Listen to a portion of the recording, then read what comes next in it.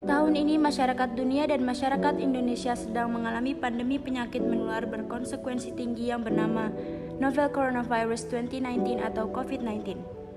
COVID-19 itu sendiri adalah salah satu penyakit menular berkonsekuensi tinggi yang pertama kali diidentifikasi di Wuhan, Cina pada bulan Desember 2019 lalu.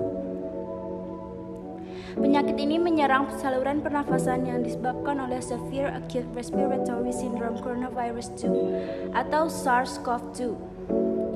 Penyakit ini memiliki masa inkubasi selama 2-14 hari dengan gejalanya yang meliputi demam tinggi, batuk, kesulitan dalam bernafas, serta hilangnya penciuman. Penyakit ini dapat tertular melalui percikan atau tetesan dari organ pernafasan penderita. Penyakit ini juga dapat menghadirkan berbagai komplikasi seperti pneumonia, viral sepsis, acute respiratory distress syndrome, gagal ginjal, stroke, dan cytokine release syndrome.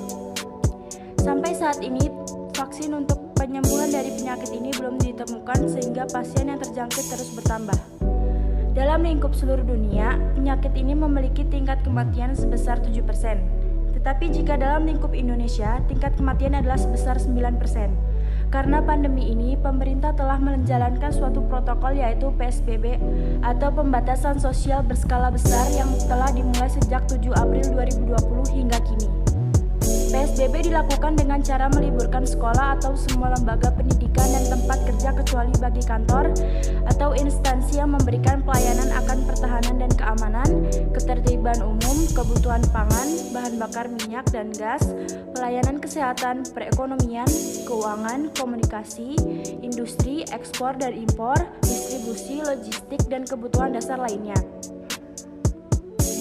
Pembatasan kegiatan keagamaan, pembatasan kegiatan di tempat atau fasilitas umum kecuali swalayan, pasar, toko atau tempat penjualan obat-obatan dan peralatan medis, kebutuhan pangan, barang kebutuhan pokok, barang penting, bahan bakar minyak, gas dan energi, fasilitas pelayanan kesehatan atau fasilitas umum untuk pemenuhan pelayanan kesehatan, dan tempat untuk fasilitas umum untuk pemenuhan kebutuhan dasar penduduk, fasilitas karantina, dan fasilitas umum untuk kebutuhan sanitasi perorangan. Pembatasan juga dilakukan untuk kegiatan sosial dan budaya dan pembatasan moda transportasi. Namun dikarenakan beberapa hal seperti pengembalian perputaran roda ekonomi dan beberapa hal pemerintah mengusungkan masyarakat untuk melakukan new normal. Lalu apa itu new normal? Jadi, new normal adalah skenario untuk mempercepat penanganan COVID-19 dalam aspek kesehatan dan sosial ekonomi. Pemerintah Indonesia telah mengumumkan rencana untuk mengimplementasikan skenario new normal dengan mempertimbangkan studi epidemiologis dan kesiapan regional.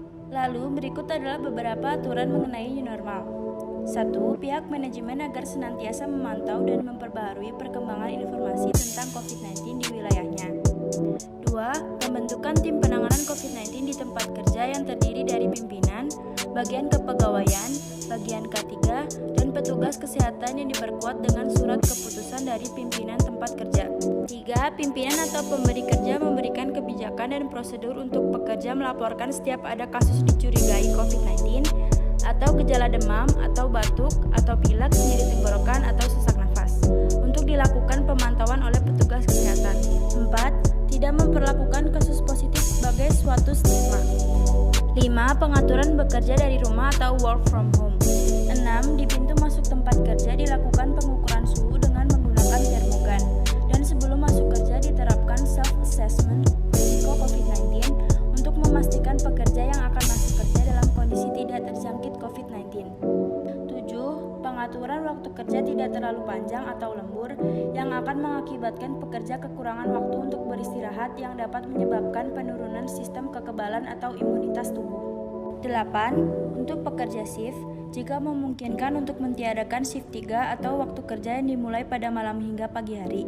Dan apabila ada shift 3, harus diatur agar para pekerja yang bekerja pada shift tersebut berusia kurang dari 50 tahun.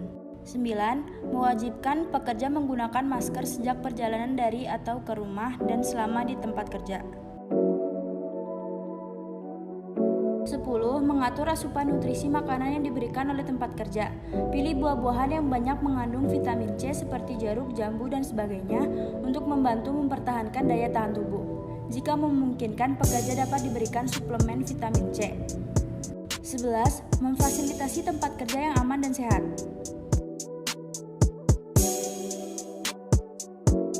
12. Physical distancing dalam semua aktivitas kerja. Pengaturan jarak antar pekerja minimal 1 meter pada setiap aktivitas kerja, atau pengaturan meja kerja atau workstation, pengaturan kursi saat di kantin, dan lain-lain. Untuk informasi lebih lanjut mengenai aturan New Normal 2020, kalian bisa baca melalui link ini.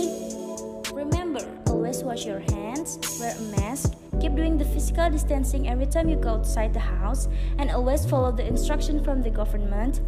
Everything will be alright, stay safe, and good luck!